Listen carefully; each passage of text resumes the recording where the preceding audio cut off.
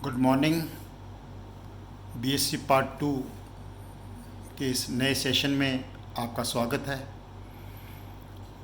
मैं अनिल गुप्ता आप लोगों की ऑर्गेनिक केमिस्ट्री लूँगा इस वर्ष, और ऑर्गेनिक केमिस्ट्री में ये आपका पहला लेक्चर है। आप जानते हैं जैसा कि पूरा राज्य, देश एवं विश्व कोविड-19 महामारी का संकट झेल रहा है, और इस दौरान हमें अपनी कक्षाएं ऑनलाइन चालू रखनी है। और ऑनलाइन कक्षाओं के लिए अभी जो कमिश्नरेट से आदेश प्राप्त हुए हैं उसके अकॉर्डिंग हम अपने सिलेबस के अकॉर्डिंग डेली एक वीडियो आप लोगों को प्रेषित करेंगे, और आप डूंगर कॉलेज की साइट पर जाकर वो सभी वीडियो अपने अपने विषयानुसार देख सकते हैं। ऑर्गेनिक केमिस्ट्री जैसा कि आप शुरू से पढ़ते आ रहे हैं, बीएससी पार्ट 1 में भी आपने पढ़ी है, 11th-12th में आपने पढ़ा है। अब जो ऑर्गेनिक केमिस्ट्री का आपका सिलेबस है उसमें स्पेक्ट्रोस्कोपी एक नई चीज़ आएगी, एक यूनिट आएगी एल्कोहल फिनॉल ईथर की, carbonyl compounds, amines, compound containing nitrogen. इस प्रकार हमारा सिलेबस है। तो स्पेक्ट्रोस्कोपी हमें पढ़नी चाहिए पहले, लेकिन थोड़ा इंट्रोडक्टरी। स्पेक्ट्रोस्कोपी एक बिल्कुल नया सब्जेक्ट है आपके लिए, और ऑनलाइन में सबसे पहले मैं थोड़ा सोचता हूँ वो चैप्टर शुरू करूँ जो कि आपने पहले भी कुछ पढ़ा हुआ है। तो आज हम यूनिट 2 में आपके एल्कोहल फिनॉल ईथर है उसका शुरू करेंगे। और बहुत अच्छी तरह देखना, मैं एक एक चीज़ जो आपको वीडियो में बताऊंगा उसे आप नोट करिए। जैसे मैं क्लास लेता हूँ वैसे ही क्लास लूँगा। कहीं डेफिनेशन आएगी तो मैं बोल के आपको लिखाऊंगा, यानी आप जब वीडियो सुन रहे होंगे तो आप उसको देख के, बार बार देख के उसे लिख सकते हैं। सारी रिएक्शंस जो होंगी वो लिख के दिखाऊंगा, वो आप लिख सकते हैं आराम से। वीडियो पॉज करके सुने, ध्यान से सुने, धीरे धीरे सुने। आप बिल्कुल, आपको ऐसा ही लगना चाहिए कि जैसे हमारी क्लास में हो रही है। और उम्मीद है कि अगर आप ध्यान से सुनेंगे वीडियो तो काफ़ी अच्छा होगा आप लोगों के लिए। सरकार का ये प्रयास जो है कि बच्चों की पढ़ाई नहीं रुकनी चाहिए, वो सफल होगा। तो चलो, बिना किसी और प्रारंभिक उद्बोधन के मैं सीधा चैप्टर शुरू करता हूँ। और आज का हमारा चैप्टर है एल्कोहल फिनॉल ईथर। काफ़ी लंबा चलेगा। एल्कोहल फिनॉल ईथर में कम से कम हमें 10-15 लेक्चर तो चाहिए ही चाहिए, ज़्यादा ही चाहिए बल्कि। लेकिन चलो, एल्कोहल फिनॉल ईथर। तो सबसे पहले हम शुरू करते हैं एल्कोहल फिनॉल ईथर में एल्कोहल। अब एल्कोहल किसे कहते हैं? अब जनरली अब जब भी आपसे पूछा जाएगा कि हम किन कंपाउंड्स को एल्कोहल कहते हैं, तो आप सब समझते हैं कि कंपाउंड्स कंटेनिंग हाइड्रोक्सी ग्रुप। आप सब लिख सकते हैं इसकी डेफिनेशन कि वे ऑर्गेनिक कंपाउंड्स जिनमें हाइड्रोक्सी ग्रुप उपस्थित हो उन्हें एल्कोहल कहते हैं। Compounds containing hydroxy groups are called alcohol. In the beginning सबसे पहले हम देखेंगे क्लासिफिकेशन कर सकते हैं। OH ग्रुप का नंबर के बेस पे हम एल्कोहल्स को मोनोहाइड्रिक एल्कोहल, डाइहाइड्रिक एल्कोहल तथा ट्राइहाइड्रिक एल्कोहल में क्लासिफाई कर सकते हैं। नाम से पता चल रहा है मोनोहाइड्रिक का मतलब होगा जिनके अंदर केवल एक OH ग्रुप है। डाइहाइड्रिक जिनके अंदर 2 OH ग्रुप हैं। ट्राइहाइड्रिक जिनके अंदर 3 OH ग्रुप हैं। नाम पड़ गया, बिल्कुल सिंपल था। सिमिलरली ऐसा वर्ड हो सकता है पॉलीहाइड्रिक एल्कोहल का मतलब हो जाएगा जिनके अंदर 4 या 4 से ज़्यादा हाइड्रोक्सी ग्रुप उपस्थित हैं, उन्हें हम क्या कहेंगे? Polyhydric alcohol. जैसे मोनोहाइड्रिक एल्कोहल, एक एक एग्जाम्पल लें सबका। सबसे common example monohydric alcohol, 1 OH group. Dihydric alcohol का एग्जाम्पल लिया हमने, glycol, 2 OH group. Trihydric alcohol का एग्जाम्पल लिया हमने, CH2OH, CH2OH। ग्लिसरॉल या जिसे हम ग्लिसरीन भी बोलते हैं, IUPAC नाम भी बताऊंगा इनका आपको, प्रोपेन 1,2,3 ट्राइऑल। ये कंपाउंड होता है ग्लाइकॉल डाइहाइड्रिक अल्कोहल। और ये तो आप सब जानते हैं, इथेनॉल, इथाइल अल्कोहल, ग्लाइकॉल। तो monohydric alcohol, dihydric alcohol, trihydric alcohol. हम अपने सिलेबस के अकॉर्डिंग सबसे पहले क्या पढ़ेंगे? Monohydric alcohol. OH ग्रुप में एक चीज़ आपको मालूम होनी चाहिए, अब तक भी आपको हो सकता है मालूम भी हो पहले से भी, कि जो 2 OH ग्रुप हैं या 3 OH ग्रुप हैं कभी भी एक कार्बन पर प्रेजेंट नहीं हो सकते। They are always on different carbon atoms. So this is a compound and if there are 2 OH group present on this या 3 OH group present on this, तो this compound will be highly unstable. ऐसे compound क्या होंगे? Highly unstable कभी भी, without any exception.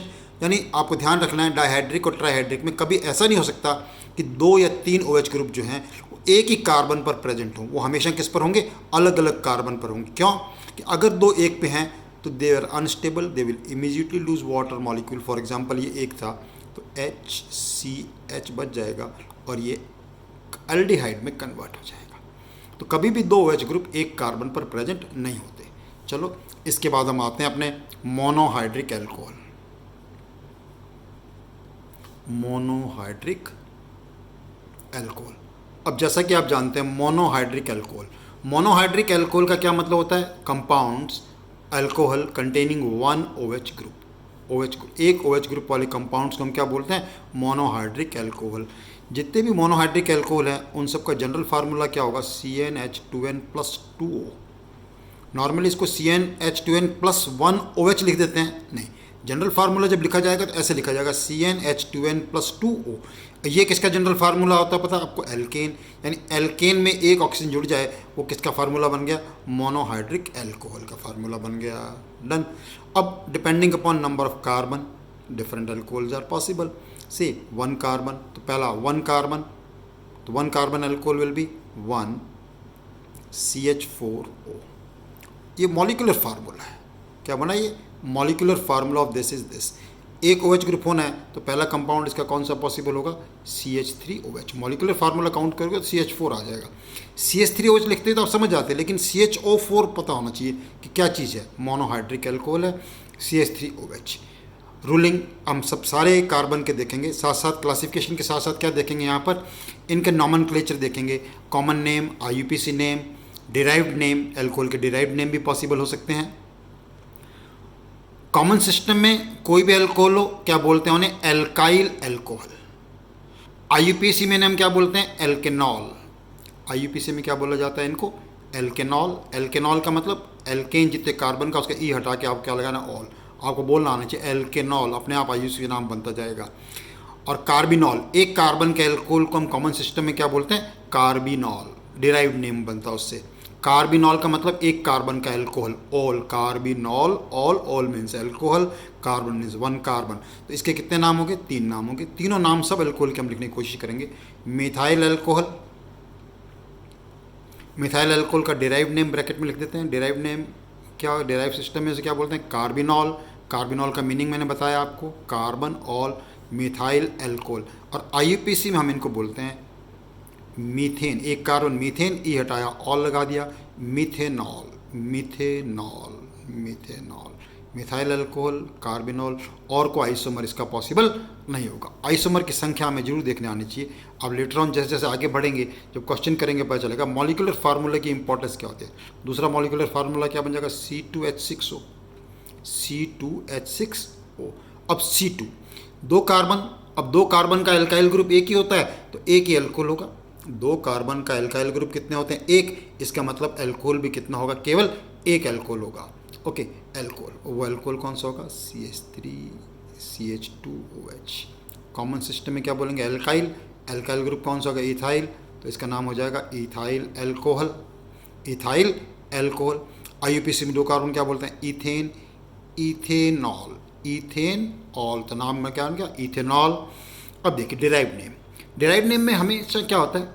जो भी अब डिराइव्ड का मतलब क्या होता है? किससे बना? हिंदी में बोलते हैं व्युत्पन्न नाम। तो व्युत्पन्न किससे हुआ? कार्बिनॉल से। तो कार्बिनॉल तो रहेगा ही रहेगा। अब कार्बिनॉल में क्या किया हमने? देखो कंपेयर करो। कार्बिनॉल का एक एच हटा के ग्रुप कौन सा लगाया हमने? मिथाइल ग्रुप लगाया। कार्बिनॉल का एक एच हटा के मिथाइल ग्रुप लगाया। इसका मतलब है इसका नाम क्या बन जाएगा? Methyl carbinol. Methyl carbinol. देखा डिराइव्ड नेम। डिराइव्ड नेम में कभी गैप नहीं आता है, 2-3 अलग अलग ग्रुप हों, अल्फ़ाबेटिकल ऑर्डर में उसे लिख देते हैं, लास्ट में हमेशा कार्बिनॉल आएगा। तो मिथाइल कार्बिनॉल, कार्बिनॉल, डन। चलो, और कोई आइसोमर इसका पॉसिबल नहीं है। नंबर थर्ड नंबर आते हैं अपने C3H8O, C3H8O, C3H8O। अब 3 कार्बन का मतलब क्या? प्रोपाइल। अब आपको शुरू से याद करा रखा है कि propyl, how many propyl are possible? 2 propyl है। तो इस मॉलिक्यूलर फार्मूला से जो एल्कोहल बनेंगे वो 2 ही बनेंगे। वो 2 कौन कौन से हो जाएंगे? देखिए, CH3, CH2, CH2OH, non propyl alcohol, और एक बन जाएगा CH3, CH3OH। अब इसे क्या बोलेंगे हम? Normal propyl alcohol. Common system में क्या नाम हो जाएगा इसका? Normal propyl alcohol. इसका कॉमन सिस्टम में क्या नाम हो जाएगा? Isopropyl alcohol, isopropyl alcohol. IUPAC नाम आपको आना चाहिए, नहीं आता हो ध्यान से देखें। एल्केनॉल बोलते हैं, प्रोपेनॉल। अब OH की पोजीशन चेंज हो सकती है, तो OH, यहाँ पर OH की पोजीशन क्या है? 1, जिसे क्या बोलेंगे? 1 प्रोपेनॉल। ये 1 क्या इंडिकेट कर रहा है? पोजीशन ऑफ ऑल की पोजीशन इंडिकेट कर रहा है। तो ऑल की पोजीशन क्या है? 1, तो 1 प्रोपेनॉल। ये देखिए 3 कार्बन की चेन में पोजीशन नंबर 2 पे ये हो गया 2 प्रोपेनॉल। कितना हो गया जी? 2 propanol, 2 propanol. Okay, 1 propanol, 2 propanol. अब ध्यान से देखो, डिराइव्ड नेम बताने की कोशिश करो आप। जैसे अब इस केस में देखो, इस केस में क्या किया हमने? कंपेयर करो। डिराइव्ड नेम जब भी आएगा कंपैरिजन किससे करेंगे? कार्बिनॉल से। कार्बिनॉल, देखो आपने कार्बिनॉल में क्या किया? एक H हटा के यहाँ कौन सा ग्रुप लगाया है? इथाइल ग्रुप लगाया। इथाइल ग्रुप लगाने का मतलब, अब इसका नाम क्या हो जाएगा? Ethyl carbinol. क्या नाम हो जाएगा इसका? Ethyl carbinol, ethyl carbinol. Okay, इधर देखिए आप, कंपेयर करो वापस मिथाइल कार्बिनॉल से। मिथाइल कार्बिनॉल से कंपेयर किया तो आपने मिथाइल कार्बिनॉल के जो कार्बिनॉल है उसे कंपेयर किया, तो क्या देख रहे हो? मिथाइल अल्कोहल से 2 H हटा के क्या लगा दिए? 2 methyl group.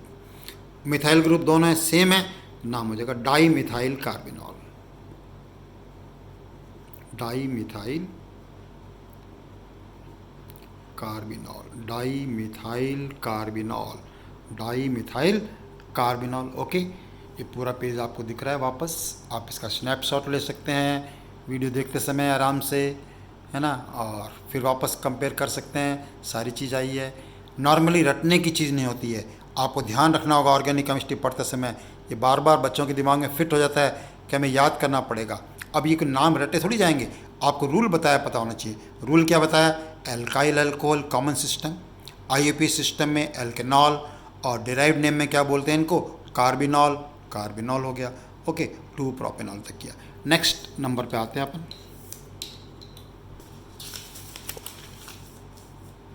Okay, 4th, 4 carbon का फार्मूला क्या बन जाएगा? C4H10O, C4H10O।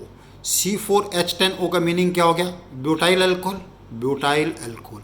ब्यूटाइल, कितने ब्यूटाइल होते हैं? 4। तो इसके कितने आइसोमर हो जाएंगे? 4 आइसोमर। बस ये ध्यान रखना आपको, आइसोमेरिज्म के लिए बस यही सबसे ब्यूटाइल 4, तो 4 आइसोमर हो जाएंगे। कौन कौन से 4 आइसोमर हो जाएंगे? चारों आइसोमर लिख रहा हूँ मैं आपके लिए। नंबर 1,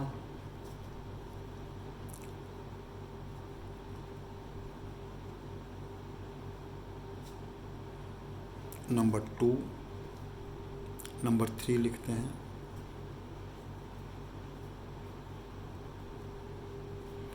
और नंबर 4।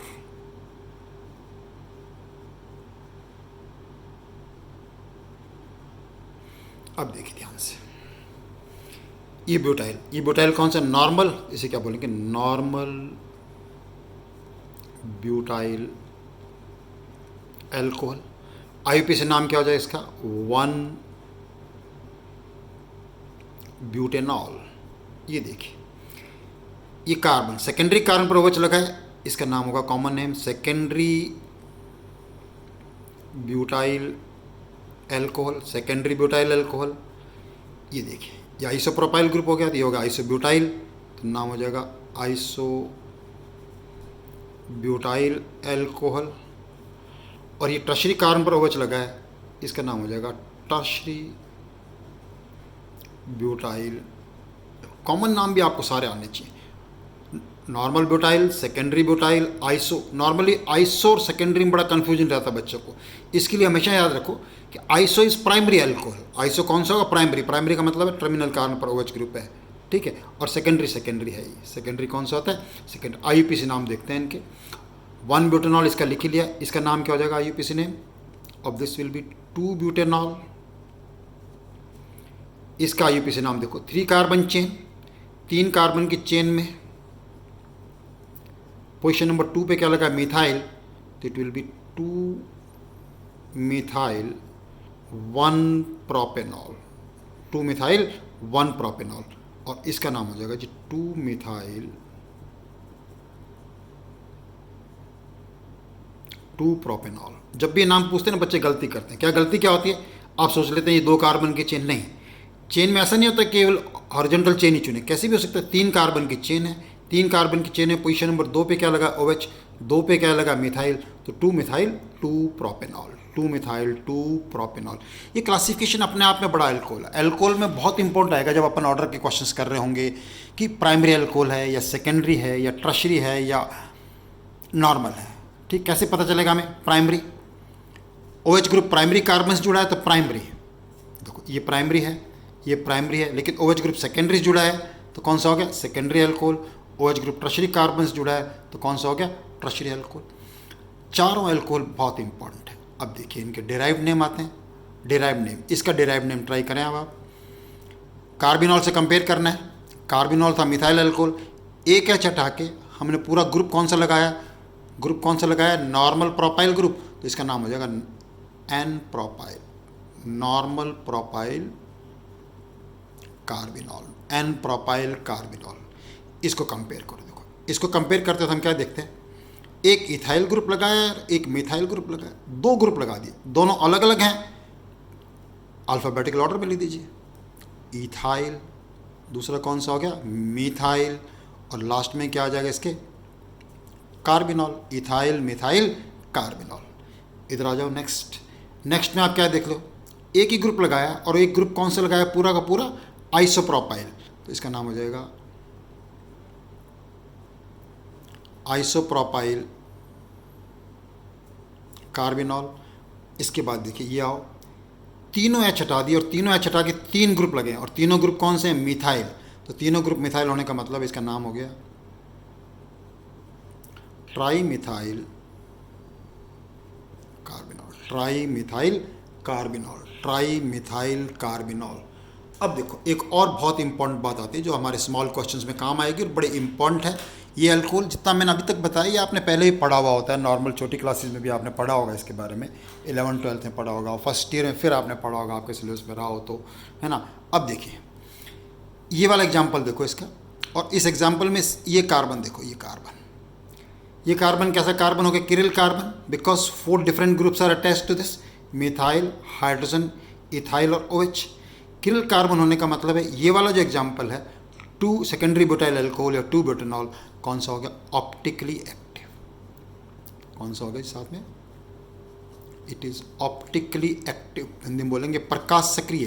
क्वेश्चन बन गया छोटा सा कि butyl alcohol C4H10O, butyl alcohol में से कौन सा या कितने ऑप्टिकली एक्टिव होते हैं? कौन सा प्रकाश सक्रिय है और कितने प्रकाश सक्रिय हैं?